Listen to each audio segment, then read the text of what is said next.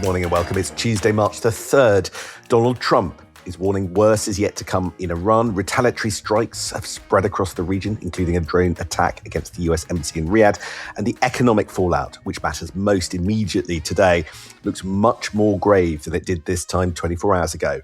And by the time you listen to this podcast, Donald Trump will have given another interview to a UK outlet, to Harry Cole, with yet more bad news for Keir Starmer. And that's before we get to our bombshell poll. My name is Sam Coates of Sky News. And I'm Anne McElvoy from Politico. And all of this raises a vital question of how readily Britain is both militarily and braced economically for what follows the attacks on Iran and the aftermath. Today is the day Rachel Reeves was intending to give a good news update about the state of the economy as she delivers her spring forecast. That is going to be the subject of an extra episode from us this afternoon. So do follow the podcast and our Politics at Sam and Anne's debrief edition. And that will be in your feed in the mid to ever so slightly late-ish afternoon. I mean, it's one of those days where you just don't know quite where to look for the news because there's different things going on everywhere. One of the big things that's going on at the moment is the transatlantic rift is widening dramatically. Keir Starmer went public with his suggestions in the House of Commons yesterday that the initial US bombing raid in Iran was illegal, which is quite something. British governments tend not to comment, but that was the clear implication of what he said in the Commons yesterday afternoon. And then, for good measure, he threw in a direct rebuke, to my ear at least. He said, this government does not believe in regime change from the skies. So a prime minister that has really tried to navigate carefully the relationship with President Trump, now coming down on possibly the biggest gamble of President Trump's career against him. Now, we know where this is going to end up, don't we? But I just thought it was quite remarkable that Keir Starmer was standing up in the Commons and for once making a virtue of their differences. I'm pleased you know where it's going to end up, Sam, because I think for the rest of us, it's work in progress. And this only came after the president's volley on the matter. Speaking to the Daily Telegraph, Donald Trump said Keir Starmer had been too slow to change his mind on Sunday night and allow joint bases, including that crucial Diego Garcia one there in the Chagos Islands, to be used in the operation, saying it took far too much time, probably something that's never happened between our countries before. It sounds as if he, as in Keir Starmer, is worried about the legality, to which the answer is, you bet. And actually, it sort of has happened before. It's happened quite a lot when one side has moved in the US or UK relationship into military action quite quickly, and then there's been a pause while the other side calibrated. I think that goes for lots of previous conflicts, but that's Donald Trump's view anyway. In the Commons, Starmer was doubling down on the argument that he wouldn't send UK forces into an illegal war. That does sound like something of a barb aimed at the American side, but it's also something he implied that the Tory leader, Kemi Badenoch, might do when she backed the initial US strikes on Iran. So he is trying to uphold that distinction, Sam, between the defensive role of the UK and being proactively involved in the conflict. But when you look across the Gulf and when you look at our strong defensive posture across the Gulf and what it means, which is in effect also being prepared to shoot down missiles and anything that is coming across towards bases or interests of the UK, it's much harder to uphold that defensive and offensive delineation in practice. Oh, absolutely. And listen, I'm predicting one and only one thing, which is that UK relations with the US are going to get worse before they get better. And I've got a little bit of material for that. I've actually, literally just the last couple of minutes, had an update on the Harry Cole interview with Trump, the themes that they touch on. Apparently, Trump tells Cole that, ouch, he never thought the special relationship would come to this. He apparently also has some choice thoughts on immigration, which will play into the debate post Gorton and Denton. The full interview is going to be out on the Sun website pretty soon, so it's not quite there yet, but eyes peeled for that, which will be one of the big drivers of the day. Oh, they're always salty, those interviews. Harry doesn't let go. No, he does not let go. All of this hinges on how long the conflict continues for, and that's a question Donald Trump has had different kinds of answers to. It depends also, of course, on what Iran's retaliation looks like over time after that first volley of shots, missiles, etc., going back towards the US and US assets, as well as the big question that is going to hang over Rachel Reeves's spring statement, what it will all cost. And also we have a chunk in Playbook on this morning, what it means for that push by the Ministry of Defence. Defence Minister is very concerned that spending is not coming through fast enough there. Well, if you wanted to make a case for ramping that up fast, I would say what's going on in the skies above the Gulf would be an argument for that today. But Sam, I understand you also have more breaking news for us for this podcast, a bit of raw politics that you would like us to ingest with our breakfasts.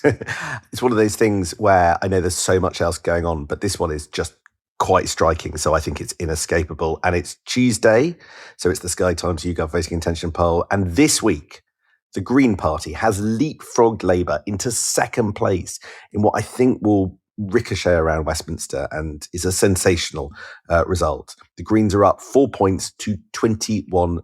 It's the first time that they've ever been in the 20s. It's the first time they've ever come second in a national opinion poll. All of this driven to a significant extent by the publicity from the Gorton and Denton by-election. It's kind of one of the ways that polls work. If a party do well in one thing, often the public warm to them, they see more of them, and it's a sort of virtuous reinforcing circle. And that's one of the reasons I think that this is happening. Anthony Wells, YouGov's head of global polling, says it reflects the Greens appearing to be a more viable option and less of a wasted vote as well. So secondary effects from the by-election. Let me give you all the figures. Reform are out on top on 23%. That's down 1. Greens are up 4 to take them to 21. Labour and the Tories are both tied on 16%, both down 2. And the Liberal Democrats, spare a thought for them, unchanged on 14%. A couple of stats. The Greens are now the most popular party in all age categories under 50, right? Some 49% of 18 to 24-year-olds would back the Greens, which is just a huge amount, and 27% of 25 to 49-year-olds. In other words, kind of people in the middle age bracket put Greens number one. It's just older voters now who pretty much have Reform as the number one party. Finally, this latest poll underlines how voters who backed Labour in 2024 are now spread all the way across the electoral spectrum. Of those who voted Labour back in the general election, only 37% would revisit that and vote Labour again. 25% would now vote Green, 8% Lib Debs, 20% don't know, wouldn't vote, or refuse to say.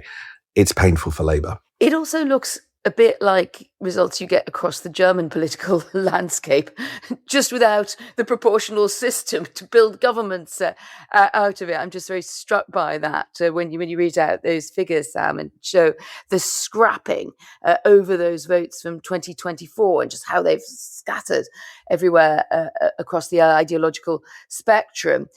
This morning, Keir Starmer's former director of strategy, Paul Ovenden, very much a right-hand man of Morgan McSweeney when he was the all-powerful chief of staff and campaign director for Keir Starmer, Ovenden warning against responding the way that many Labour MPs really want to, which is moving to the left, and their question being like how far to the left, but broadly speaking, that's where they think they ought to move to. Now, he disagrees. He said it would be predictably ruinous to return to the old days of Labour navel-gazing. He doesn't like all this talk about we have to return to Labour values, which he describes as the party's new plain song.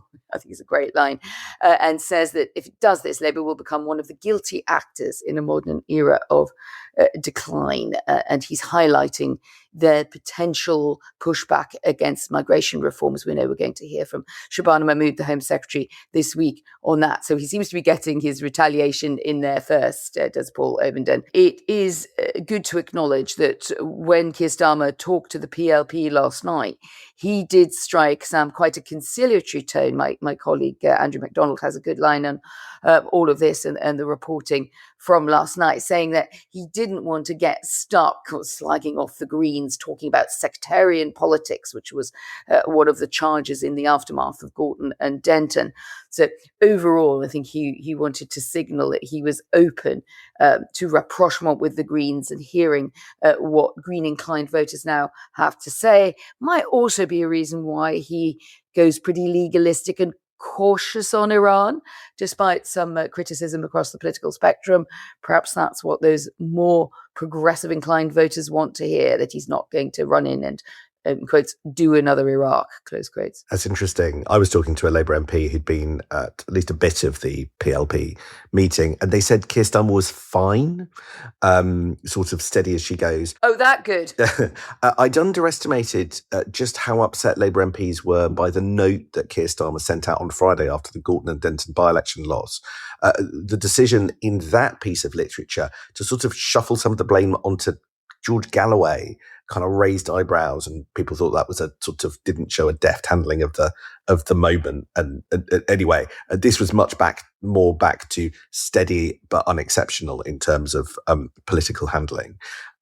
Right, I think we should get back to like an important, like it would be the biggest story of the day in normal times. This is not obviously not normal times, but it's our meat and drink. So it's the spring forecast.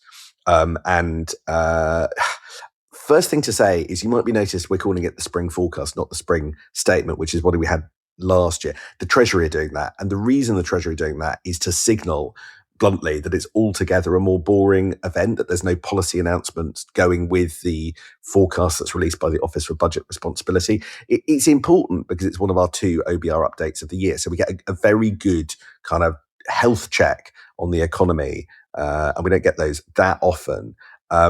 But I think this one is meant to show things are incrementally improving compared to the psychodrama of last year's budget process. I love the idea of trying to make an event in which the Chancellor gets up and speaks in the end about Britain's economy and prosperity, making it as boring as possible. And it's quite hard to make it boring in the present circumstances. The oil price is on the march. We've got the spectre of an economic body shock, higher energy bills almost inevitably likely to follow, interest rates, hence mortgages staying higher for longer. These are threats that are really looming as real world fallout from the crisis over Iran. All those oil tankers idling away in the Persian Gulf after attacks near the Straits of Hormuz, all but closed off the waterway, insurers backing out of wanting to put up their hands for shipping there. I noticed Bloomberg reporting this morning, Sam, 40 very large crude carriers waiting for the security situation to become clearer before they will even attempt to pass through the strait. And obviously, the longer that goes on, the greater the knock-on effects in terms of prices going up and staying there. And also, does it become a situation in which the big companies, oil and shipping companies, just decide it's better to hold back, or will there be some sort of limited supply? And a lot depends on that. So I wouldn't say this is a boring spring forecast at all. So I've got my eye on a lot of different economic indicators, but the one that matters the most to me is the body language of Ed Conway, our economics and data editor. And my goodness, he was animated yesterday. He had our data wall covered, plastered in maps of ships in the Straits of Hormuz. He was quite concerned at the scale of the spike in the oil price, which he said is comparable to 2022, and is warning that there is a very real possibility of something quite dark, another energy price shock. We're not there yet, but he was pointing to different incredibly significant refineries and some closed, and the challenges of some ships. And so I think, just judging by my conversation with him, it's not clear to me the spring statement is going to be quite worth the paper it's written on, because things are changing so fast. To get a sense of what's coming up later today, I spoke to pretty much the best economic commentator at the moment on all of this, former Treasury official, now chief executive of the Resolution Foundation, a massive fan of Ruth Curtis. She said in the round, what today was meant to be about was showing broadly steady economic data, unlike last year. We have seen in the very recent short-term economic data some signs of good news.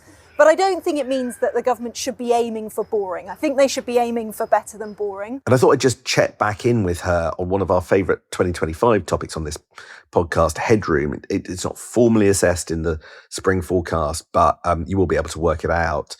So what's happening to that? I think it's going to be broadly the same. We thought it might be slightly less. Since then, we've had slightly better public sector finance news, but the government's also made commitments on meeting special educational needs that look like they might cost some money. And if you want one more tip of something to watch out for, Anne, it's migration numbers, because migration's been falling faster than expected, faster than anticipated in the November figures. And at the moment, the OBR score migration is a net positive to public finances. So how does it deal with that? I don't think it's going to be a mega downgrade, but the OBR does have to deal with the numbers that have already dropped faster than expected. So that could provoke another bit of the migration debate. Well, you've been watching your colleague Ed Conway's body language, and I think we'll also be watching Rachel Reeves's expression and her body language. A group of people who might be quite happy today are, drumroll, MPs, because it's confirmed that they are going to get a nice salary rise for the year 26 to 27 when their yearly income, this is the basic one for MPs, will be £98,599. I like what they did with that 99 there, and that is up quite considerably from 93,900 since April 2025. Some people might be wondering what the thinking is there of paying our wonderful elected representatives quite a chunk more. Sam, can you enlighten us? So I think that this government has put MP pay on a path to, wait for it, £110,000. And I think that's the target in the next 3 years, which is a hell of a jump from the kind of roughly 94,000 that it is at the moment. It's currently 93,904, then it'll go to 98,000, and then within 3 years, it'll be 110,000. I know it's obvious, but the government are telling the public that small wins on the cost of living worth a few £100s are something to celebrate politically against this backdrop. Just this one pay rise alone, which is worth 5%, is higher than private sector growth. I completely understand the argument about MPs being underpaid compared to comparator jobs, even in the public sector. But at the same time, it is also a difficult argument to pursue. MPs will not thank me for saying that, or you, Anne, but our listeners will not thank us for going over 20 minutes. So that's the point at which we should probably draw it all to a close. Thank you very much indeed from Berlin. And we will see each other later today for the spring forecast. We'll see you this afternoon for that. Keep an eagle eye on it.